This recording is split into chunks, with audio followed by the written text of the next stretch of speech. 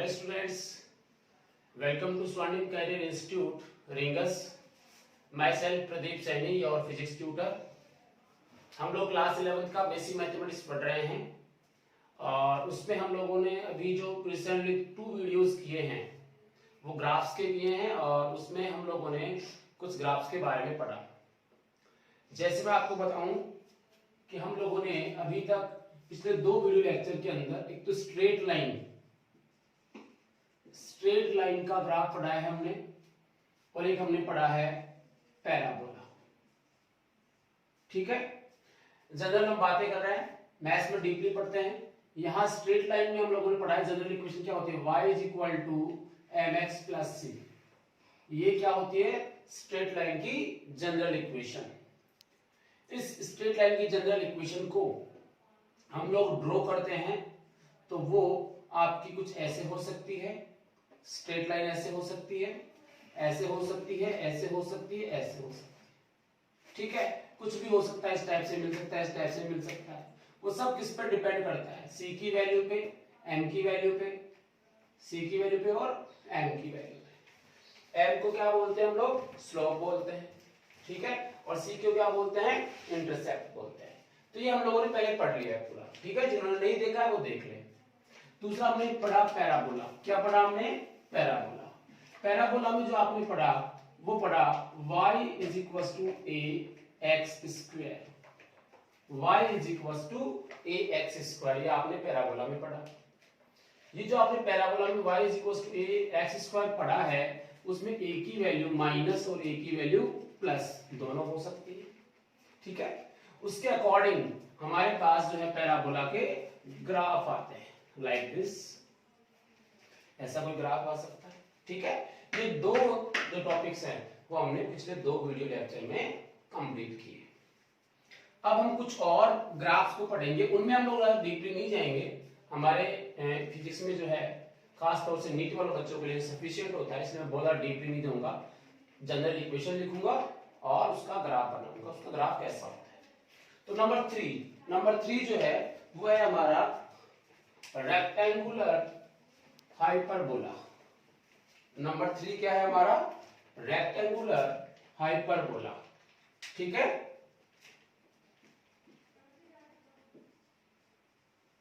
Rectangular hyperbola. ठीक है, rectangular hyperbola के लिए जनरल इक्वेशन देख लीजिए आप। General equation y = k/x, y = k/x। ये जो k है वो क्या है, एक कांस्टेंट है। x आप समझते हो क्या है, वेरिएबल है, और y भी क्या है, वेरिएबल। जब आप फिजिक्स में कहीं भी 2 वेरिएबल देखो x और y और उन वेरिएबल्स में रिलेशन कैसा है, तो आंसर है y is inversely proportional to x। y is inversely proportional to x। This k can be positive और नेगेटिव। इस k की वैल्यू पॉजिटिव और नेगेटिव कुछ भी हो सकती है। मैं इसलिए कह रहा हूं कि जब आप लोग लिखते हैं, जैसे मैं लिखा E = kq/r, या मैंने लिखा v = kq/r, तो यहाँ r और v जो है दोनों वेरिएबल होते हैं, ये कांस्टेंट होते हैं। तो जब हम ऐसा देखेंगे तो उसके बीच में ग्राफ कैसा आएगा, रेक्टेंगुलर हाइपरबोला आएगा। आता कैसे उसके बारे में देख लेते हैं। तो रेक्टेंगुलर हाइपरबोला के 4 ग्राफ में यहाँ पे बना रहा हूं एक साथ। ठीक है, 4 ग्राफ में दिस इज x, ये क्या होगा x', y और ये y'। अब ध्यान देना, जब स्क्वायर वाली टर्म थी और ऊपर स्क्वायर और पैराबोला बन रहा है।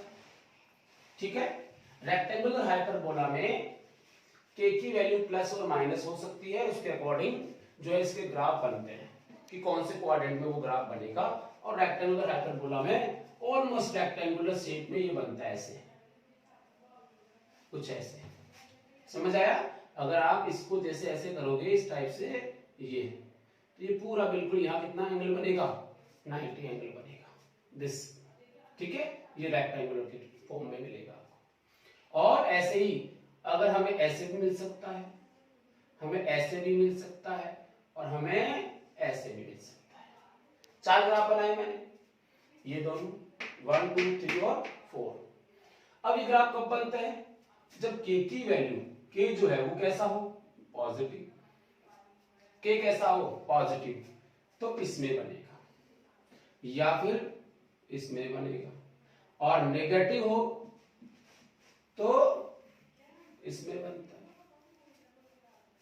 तो तुम इतना सा याद रखो कि y is inversely proportional x का मीनिंग है ये वाला ग्राफ, सिंपली। ठीक है, और ये इस वाला बन सकता है, बट इसमें क्या होगा? दोनों नेगेटिव वैल्यूज होंगी। x की वैल्यू नेगेटिव लोगे तो y की वैल्यू भी क्या आएगी? नेगेटिव आएगी।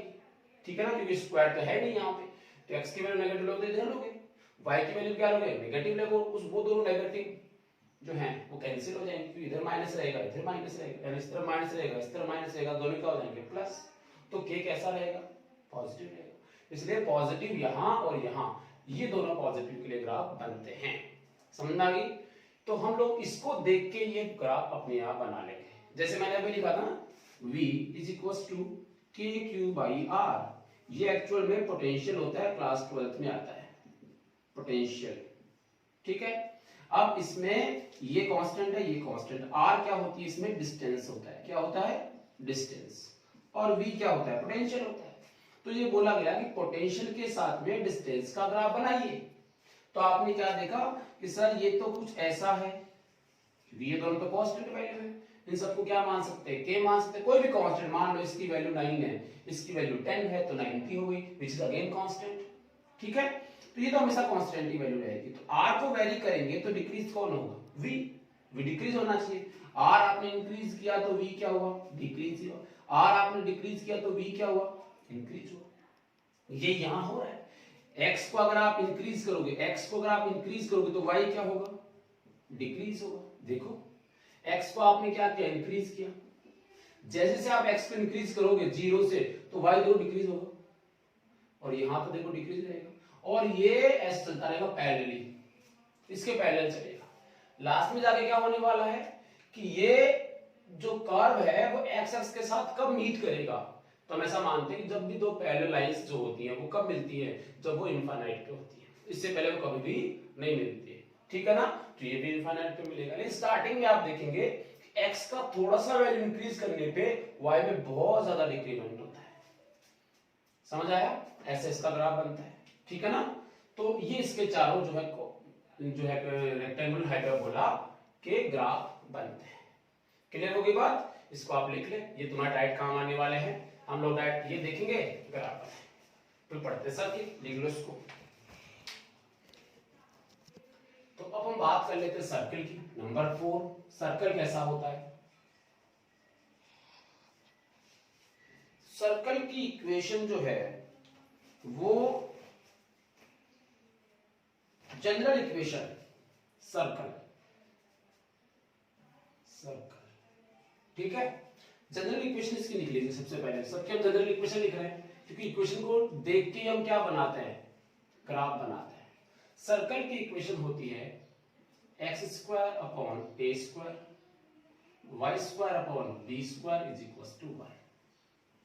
X square upon a square और y square upon b square is equal to 1। Actual में सर्कल की इक्वेशन नहीं है। सर्कल की इक्वेशन तब होएगी, ये इलिप्स की इक्वेशन है, ठीक है ना, मैं इसलिए बता रहा हूं कि इलिप्स भी पढ़ने वाला है।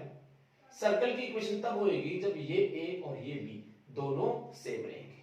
तो मैं इसको ऐसे बना सकता हूं, सर्कल की इक्वेशन अगर मैं बनाना चाहूं, ये एक्चुअल में इलिप्स की इक्वेशन होती है, ये बनेगा x square upon a square plus y square upon a square is equal to 1।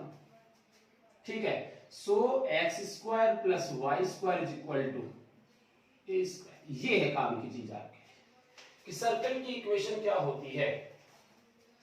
Circle की इक्वेशन होती है x square plus y square is equal to a square या फिर आर स्क्वायर। मैं ये भी तो कह सकता हूं इसको, x square plus y square is equal to r square. एक ही बात है, जिसमें एक्स और वाई तो क्या है? वेरिएबल है, और आर क्या है? कांस्टेंट। एक्स क्या है? वेरिएबल, वाई भी क्या है?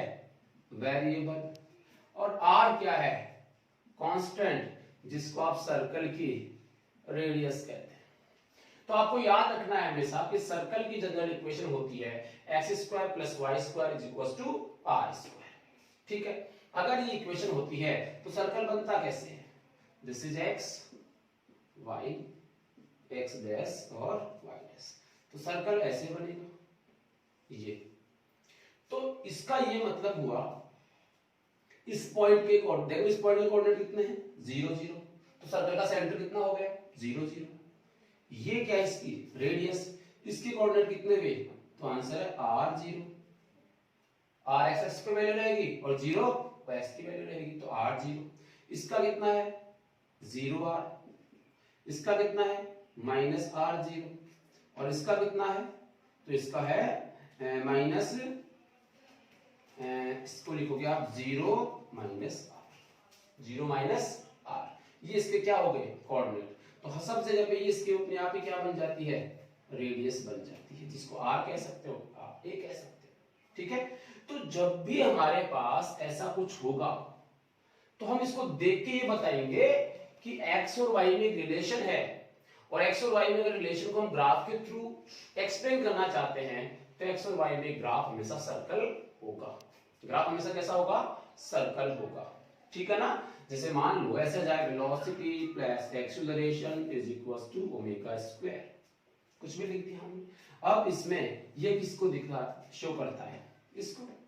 अगर ओमेगा क्या मान लो, कांस्टेंट मान लो, और ये दोनों क्या मान लो, वेरिएबल मान लो, तो सर्कल की इक्वेशन बनेगी। इसका मतलब ये हुआ कि x यानी v और a में जो रिलेशन है वो ऐसा बनेगा, क्योंकि इसको इससे कंपेयर किया जा सकता है।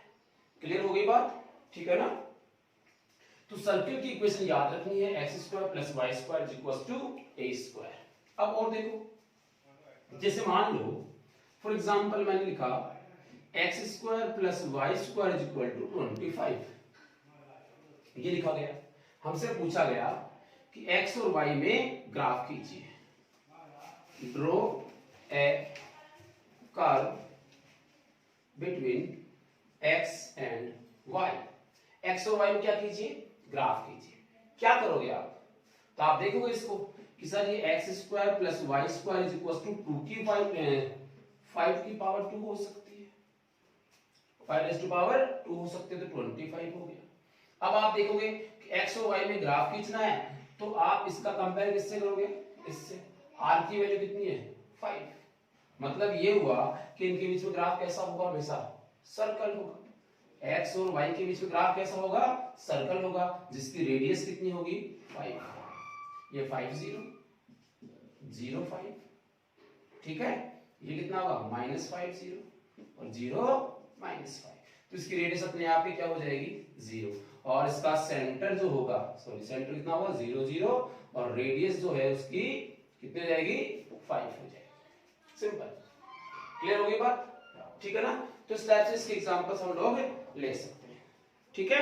चलिए इसको आप उतार लीजिए फटाफट। तो अब बात कर लेते हैं हम लोग इलिप्स की। इलिप्स कैसा होता है, तो अभी मैंने आपसे लिखवाया, अभी आपको मैंने क्या लिखवाया है, x square plus y square, नीचे इसमें क्या होगा, ए स्क्वायर, इसमें कितना, b square is equal to जो है 1, x square upon a square plus y square upon b square is equal to 1, ठीक है। ये आपके पास जो है हमने एक इक्वेशन लिखी, तो जनरल इक्वेशन है किसकी, इलिप्स की। अब इसमें भी क्या है कि हमारे पास दो टाइप के इलिप्स बनते हैं, एक तो हॉरिजॉन्टल इलिप्स बनता है और एक बनता है वर्टिकल इलिप्स। हॉरिजॉन्टल और वर्टिकल इलिप्स बनता है। ये जो इलिप्स बना रहा हूं मैं, देखो ऐसे बनेगा। इलिप्स का शेप कैसा होता है, ओवल जैसा होता है, ओवल। ये देखो सर्कल नहीं है, अंडे की फॉर्म में दिख रहा है, ठीक है ना, इसको इलिप्स कहते हैं, ठीक है ना।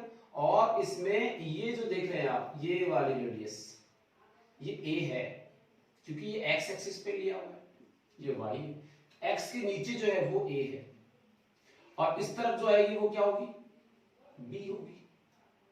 ठीक है, अब इसमें दो एक्सिस बन रही है, एक x एक्सिस बन रही है और एक y एक्सिस बन रही है।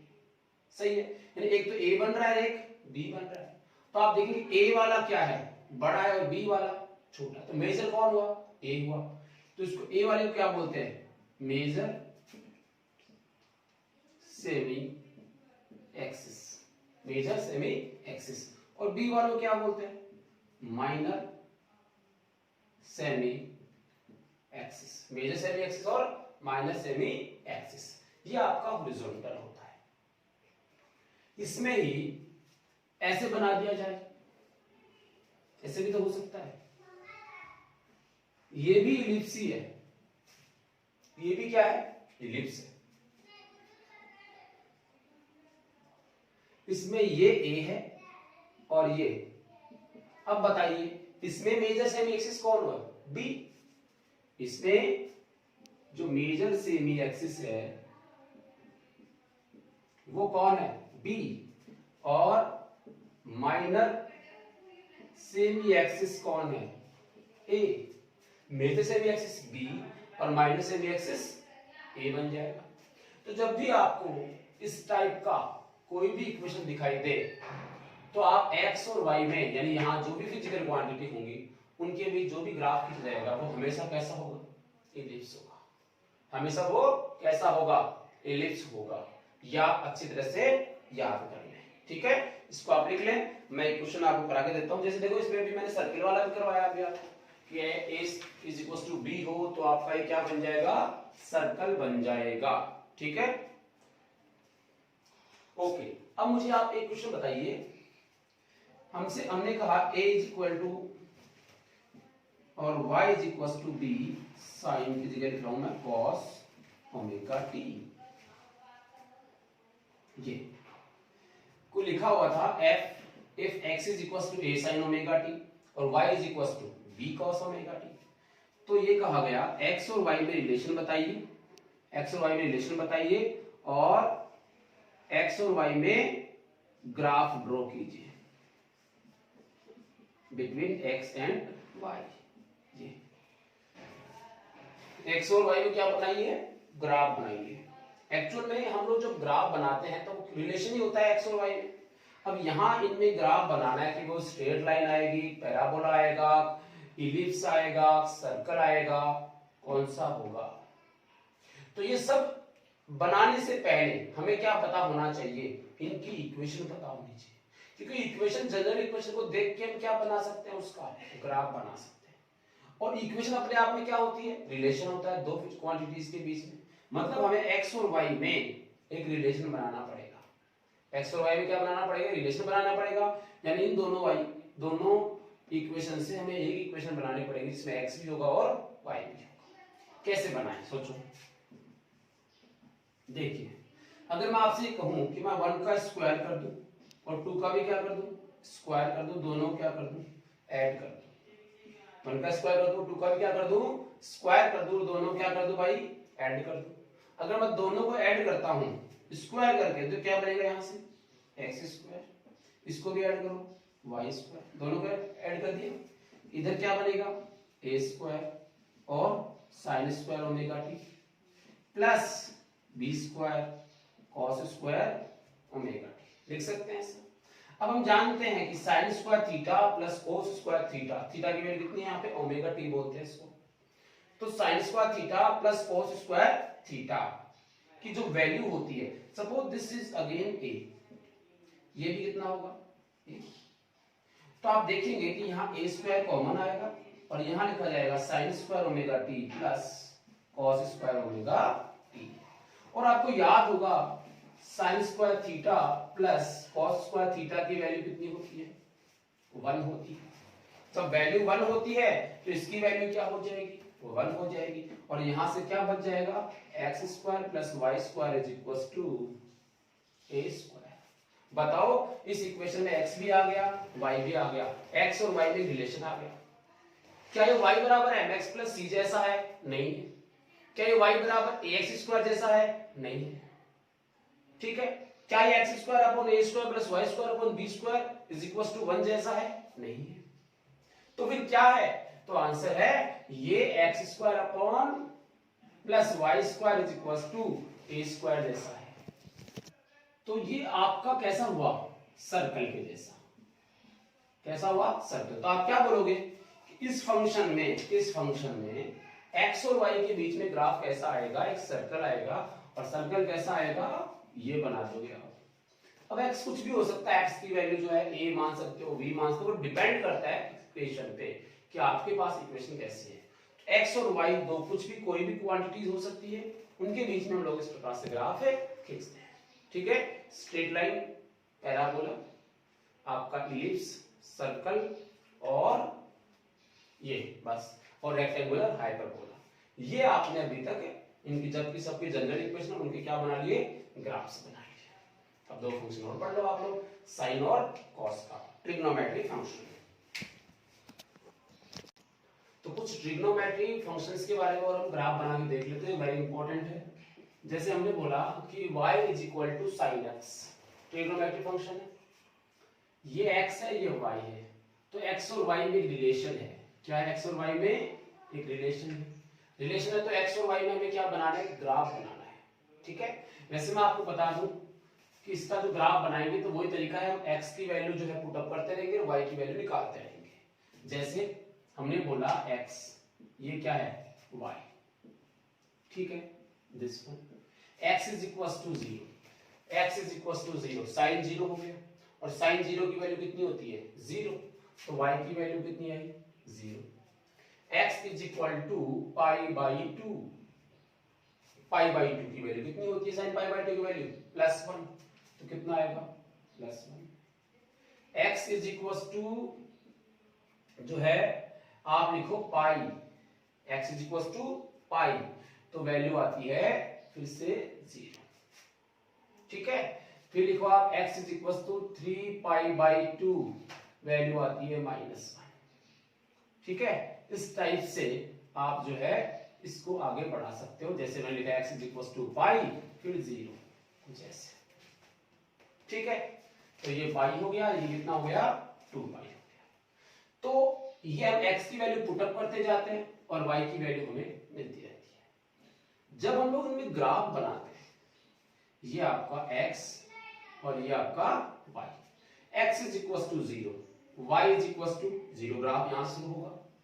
x is equal to pi by 2, y is equal to +1, यहां मान लो +1, ये +1 मान लो। फिर x is equal to pi, ये pi, x is equal to pi, पे y की वैल्यू कितनी? 0, यही बनेगा। x is equal to 3 pi by 2, ये इस पे आंसर क्या आ रहा है? -1, ये -1 यहां मान लेता हूं -1। समझ गए बात को? ये -1 हो जाएगा। और उसके बाद 2 पाई, उसके बाद क्या आएगा? 2 पाई आएगा, फिर से क्या हो जाएगा? 2 पाई पे 0। तो आप देखेंगे इसका जो ग्राफ आता है वो कुछ ऐसे आता है, ये ऐसा ग्राफ आता है। और अगर आप और भी वैल्यू पुट अप करते जाओगे तो ये ग्राफ रेगुलरली ऐसे चलता रहेगा। तो आप ये देखेंगे यहां पे कि एक बार 0, उसके बाद वापस 0 कितने पे हुआ? पाई पे, फिर कितने पे हुआ? 2 पाई पे, पाई 2 पाई, फिर यहां कितना आएगा? 3 पाई, पाई 2 पाई, और ये 3 पाई, और ये 4 पाई। इन सब पे वैल्यू क्या आएगी? 0।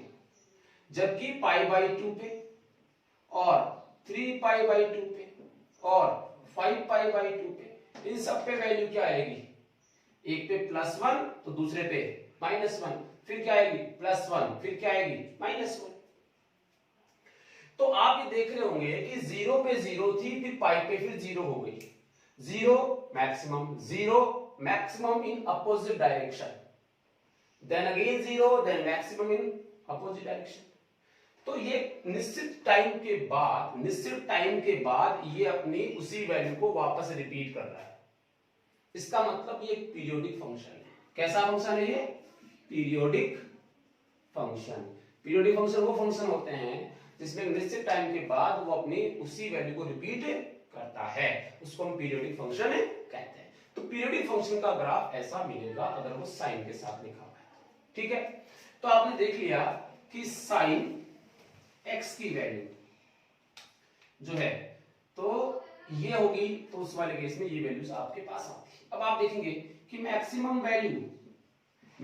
वैल्यू कितनी आ रही है, +1, और मिनिमम वैल्यू कितनी आ रही है बोलो, -1। सीधा सा बताया आपने, साफ साफ दिख रहा है।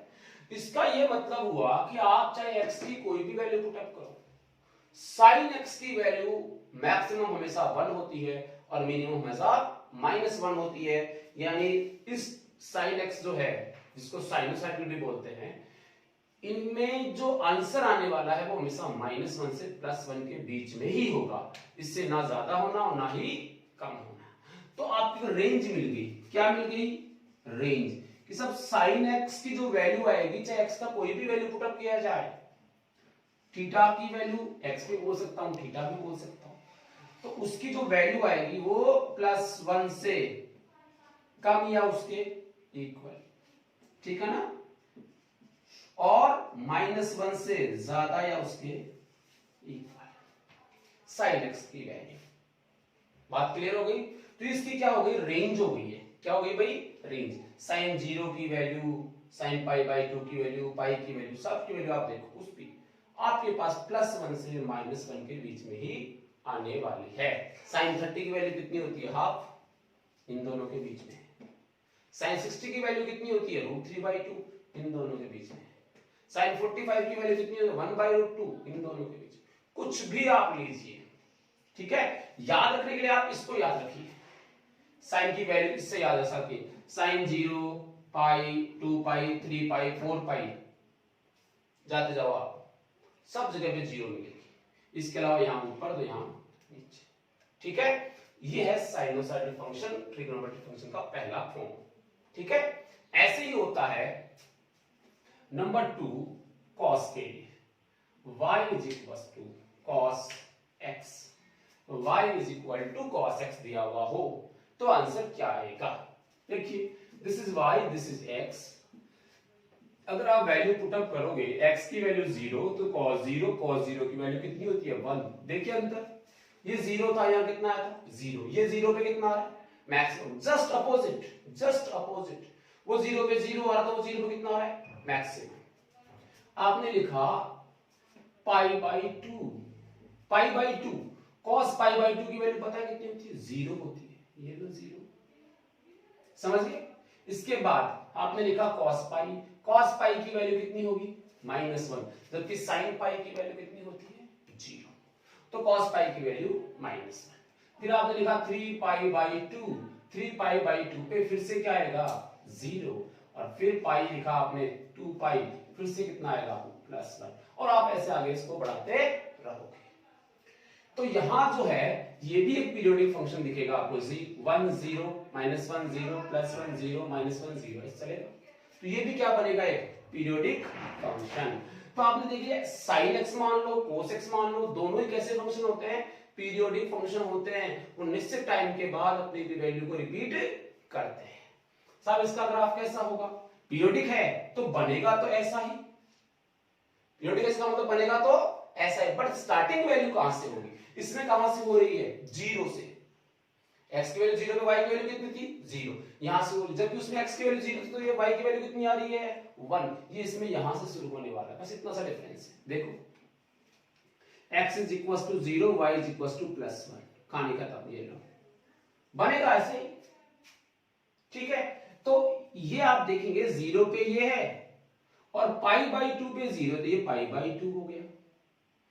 यहां देखोगे 3π/2, और ये क्या लिखोगे, पाई पे फिर से कितना, नहीं, देखिए x = 0 पे 1, ठीक है, और x = π/2 पे कितना, 0, ये, और x = π पे कितना, -1, ये -1, ये आपका क्या आ जाएगा, -1, ठीक है।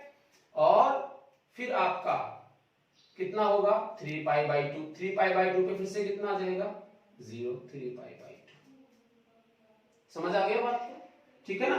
तो इस टाइप से इसका जो बनेगा ग्राफ वो भी कैसा होगा, पीरियोडिक होगा। दोनों में डिफरेंस इतना सा है कि कॉस वाला ग्राफ कहां से स्टार्ट होता है, ऊपर से +1 से, साइन वाला ग्राफ कहां से होता है, 0 से, यहां से, इतना सा होता है। समझ आ गई बात? तो जैसे मान लो दोनों को एक साथ बनाओ, दोनों को एक साथ बनाओ, आप बना सकते हो। इसके लिए भी वही बात है कि मैक्सिमम वैल्यू कितनी होगी, +1, और मिनिमम वैल्यू कितनी होगी, -1। तो क्या इसकी भी एक रेंज है? यस, प्लस और माइनस के बीच में होगा इसका आंसर भी। तो ये दोनों एक जैसे फंक्शन है, बस अंतर कितना है, ये ऊपर से स्टार्ट होता है तो ये 0 से स्टार्ट होता है। सो रेंज इसकी जो आएगी, रेंज वो आएगी cos x <1 और <-1, ये भी इसकी रेंज रहेगी। इनको देखते ही आपको पता चल जाना sin x आ गया। अगर आपका आंसर 3 आ रहा है, इसका मतलब आपका आंसर गलत आ रहा है कि वो रेंज में नहीं है, वो रेंज में ही नहीं है, मतलब वो पीरियोडिक फंक्शन नहीं होगा। हमेशा इन दोनों के बीच में कोई ना कोई आपको आंसर मिलेगा। ये देख लिया, इसका मतलब भाई y cos x से ग्राफ बनाओ, बना दिया, कहानी खत्म। y sin x से ग्राफ बनाओ, बना दिया, कहानी खत्म। समझ में आ गई बात? तो इस टाइप से जो है आपके ट्रिग्नोमेट्री के ग्राफ से बनते हैं। क्लियर है? तो ये कुछ आपके ग्राफ थे जो आपके काम में आएंगे, पूरी फिजिक्स में आपको ये काम में आने वाले हैं। और अब जो है आपका बेसिक मैथमेटिक्स जो है वो कंप्लीट हो चुका है। क्लियर होगी बात? तो अभी तक हम लोगों ने ऐसे मान लीजिए बेसिक मैथमेटिक्स पढ़ रहे थे, और ये सब चीजें आपके लिए बहुत इंपॉर्टेंट है। नेक्स्ट वीडियो लेक्चर से हम लोग पढ़ने वाले हैं फिजिक्स का फर्स्ट चैप्टर, ठीक है, unit, dimension and measurement. Thank you.